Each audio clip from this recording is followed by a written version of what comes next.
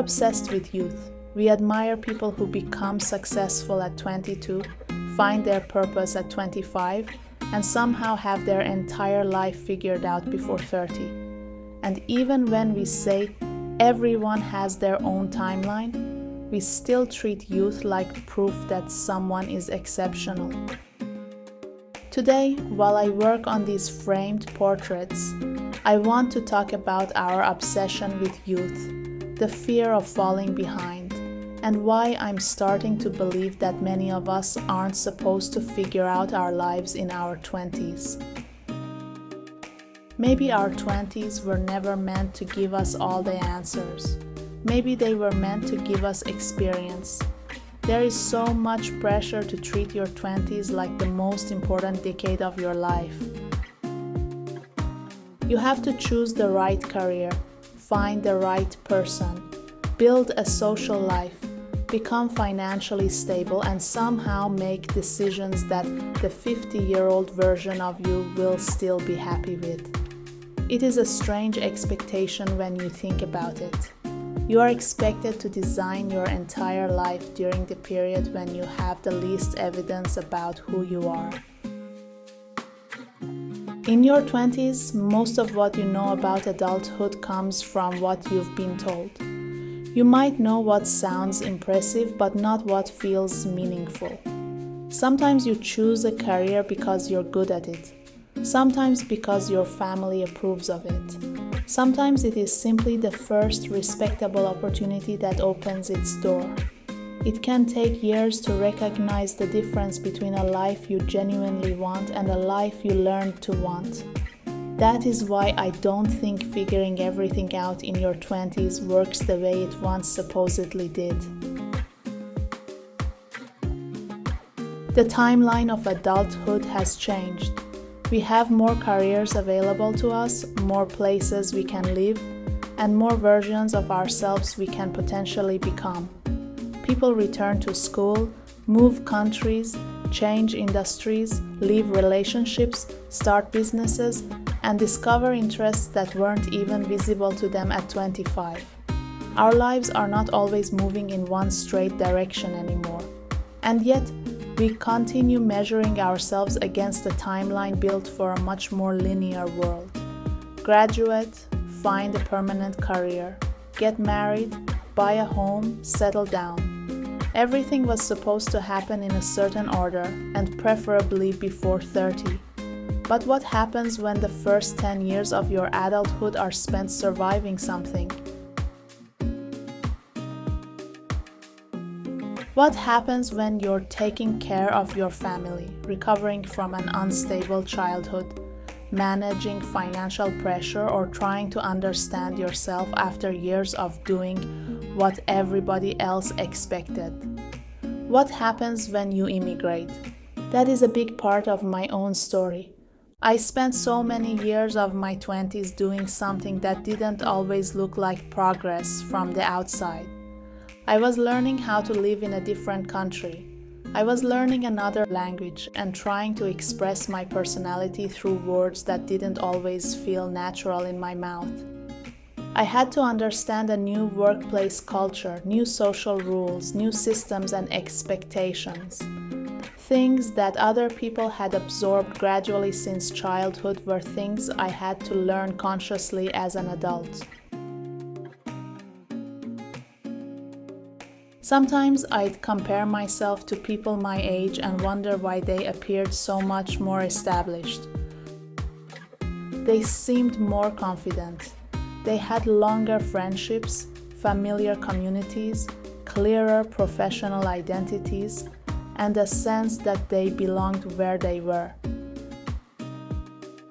But they weren't necessarily better at life. We simply had different starting lines.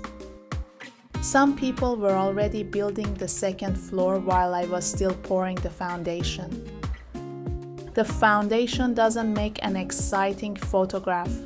Nobody congratulates you for learning how to belong somewhere. There is no award for finally understanding the joke quickly enough to respond in the moment. But that work was still happening. It was shaping me, even when I thought I was standing still. I sometimes wonder how different our lives would feel if we stopped treating invisible progress as wasted time.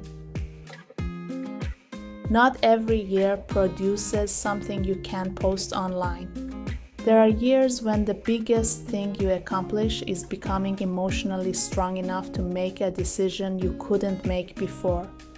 There are years when you learn what you can no longer tolerate. You slowly develop standards. Your taste becomes clearer. You understand the cost of constantly abandoning yourself to keep other people comfortable. That is experience. It may arrive looking like a mistake, a disappointing job, or a relationship that didn't work. But later it becomes information. And information changes the decisions you make. This is why I think people often understand their lives more clearly in their 30s and beyond. Not because a magical transformation happens on your 30th birthday, but because you finally have evidence. You've felt the difference between excitement and anxiety, chemistry and compatibility, between being busy and building something that matters to you. At 23, you may be choosing from imagination. At 33, you are choosing from experience. That doesn't make you old. It makes you informed. I recently read an essay by Francis Foster called "Why I'm Proud to Be a Late Bloomer." He writes about spending much of his 20s feeling like a failure. He moved between different jobs while wanting to become a stand-up comedian. But fear kept him from properly trying. It wasn't until he was 29 that his ambition finally became stronger than his fear. What I found interesting was that his life didn't change because somebody suddenly discovered that he had a magical hidden talent. He simply decided to take his dreams seriously and work at it consistently. His later success grew through small changes. One decision influenced another. Taking his work seriously affected his confidence, his habits, and eventually the rest of his life. I like that story because late blooming is often misunderstood. People imagine a late bloomer as someone who does nothing for decades and suddenly becomes successful overnight. But most late bloomers have not been doing nothing. They've been gathering material. They've been working, failing, observing, surviving, and becoming the person who will eventually be able to handle the life they want. The bloom might appear suddenly, the growth usually does not.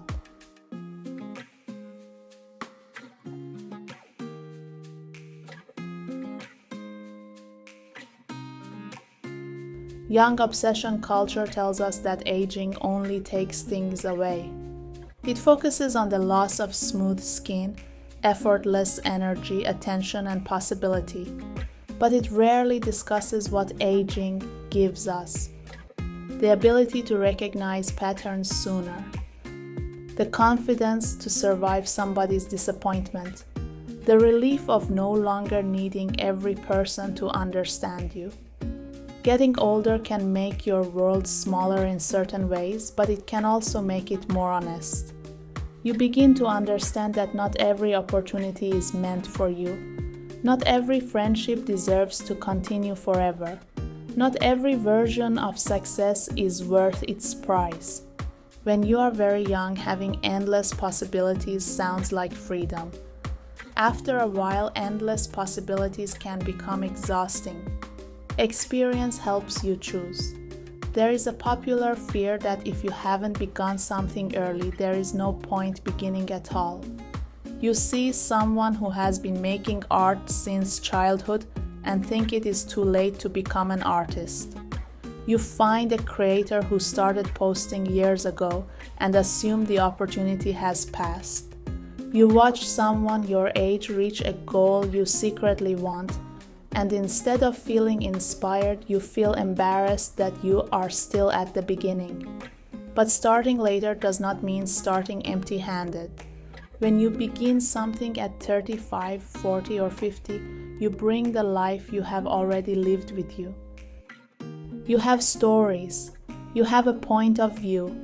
You know what rejection feels like, and more importantly, you know that you can survive it. You may not have the innocence of a 20-year-old beginner, but you have judgment. That matters. Sometimes I think about starting my YouTube channel and building something creative at this stage of my life. Of course, a part of me wishes I had started earlier. I wonder what would have happened if I had begun 10 years ago. Maybe I would have developed my style sooner. Maybe I would feel more confident in front of a camera. But the person I was 10 years ago didn't have the same things to say. She hadn't lived this life yet. She hadn't experienced immigration in the same way. She hadn't spent years navigating a corporate career, questioning success, learning how loneliness feels, or trying to create joy in a life that can easily become nothing but a responsibility. The channel I want to create now couldn't have been created by the younger version of me. I think we have to be careful when looking back at our younger selves. It is easy to judge them using the knowledge we have now, but our younger selves didn't have access to the person we would later become. You cannot blame yourself for failing to use tools you had not developed yet. Maybe you needed those years to become brave enough to be seen. Maybe you had to spend time chasing the wrong life before you could recognize the right one. There is grief in that. I don't want to pretend every delay is beautiful or that lost time never hurts. Sometimes we do lose years to fear. Sometimes we remain in situations long after we know they are wrong. But shame doesn't return those years to us. It only takes more. At some point, the most useful question is no longer, why didn't I begin earlier? It becomes, what can I begin with what I know now? That question gives the present back to you. And I think this is the difference between being late and being a late bloomer. Being late means there was one correct schedule and you failed to follow it.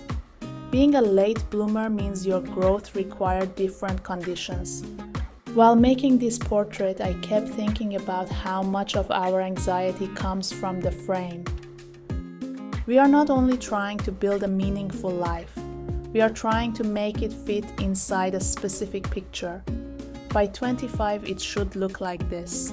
By 30, it should contain these things. By 40, the image should already be complete. But a frame is not the life itself. It is simply the border somebody placed around it. And sometimes the problem isn't that your life is empty. The frame is just too small. Maybe the old timeline cannot contain the kind of life you're creating. Your 20s might have been an introduction rather than the main story. Your 30s may be when you finally hear your own voice clearly enough to follow it. Your 40s could bring a courage that wasn't available to you earlier. There is no decade that owns possibility. Youth is not the only time when life is allowed to begin. There are people who reach the traditional milestones early and later realize they built a life they don't want. There are people who appear lost for years and then create something extraordinary once their direction becomes clear. We rarely see the full story while it is happening. We only see somebody's bloom and assume they have always been that way. So if you feel late, I don't want to give you another motivational speech about how age is only a number. Age is real. Time matters. But being aware of time doesn't mean being terrified of it. You don't need to act as you always have time. You also don't need to behave as if your chance has already disappeared. There is a large space between those two ideas. That is where life is. You are allowed to take yourself seriously now. You may not be behind. Your first decade of adulthood might have been research.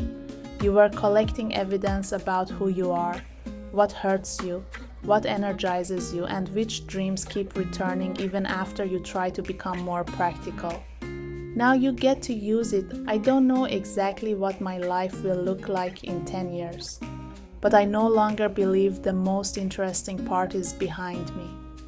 Honestly, I think everything might be starting now.